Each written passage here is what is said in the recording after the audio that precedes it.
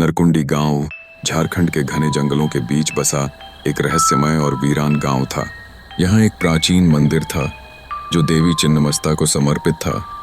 एक ऐसी देवी जो अपने ही सिर को काटकर रक्त की धार से अपनी सेविकाओं को तृप्त करती हैं।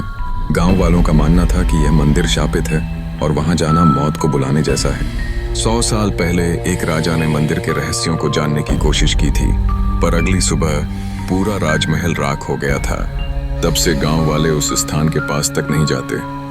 डॉ वेदांत त्रिपाठी एक प्रसिद्ध पुरातत्वविद था, जिसे इस मंदिर का पुरातात्विक रहस्य जानने का जुनून सवार था।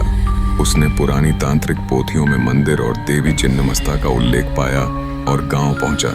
गांव वालों ने उसे बहुत मना किया, पर उसने सबको अंधविश्वासी कहकर नजरअंदाज कर दिया।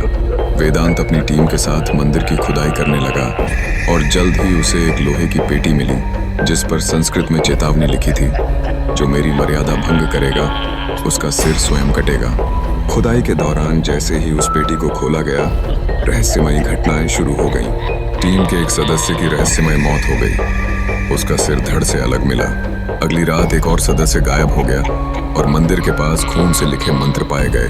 हर रात मंदिर से स्त्री की चीखें सुनाई देने लगीं, मैं चिन्नमस्ता हूं, तुमने मेरी नींद तोड़ी है।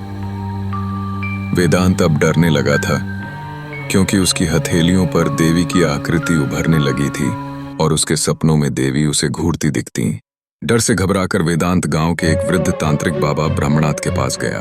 बाबा ने बताया कि देवी चिन्नमस्ता तांत्रिक शक्तियों की अधिष्ठात्री हैं और उनकी मर्यादा भंग करना मृत्यु से भी भयानक परिणाम लाता है। उन्होंने वेदांत से कहा कि या तो वह तीसरा बलिदान बने या फिर देवी से प्रायश्चित करे। वेदांत ने निर्णय लिया कि वह अपने रक्त से देवी को तर्पण देगा। उसने मंदिर में जाकर यंत्रों की पूजा की, अपने हाथ की नस काटकर देवी की मूर्ति पर रक्त चढ़ाया और देवी से क्षमा मांगी।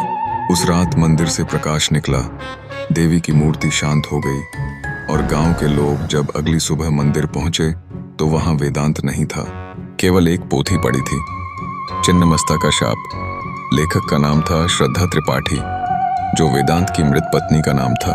किसी को नहीं पता वेदांत कहाँ गया, पर मंदिर अब भी वहां है, शांत लेकिन जागृत।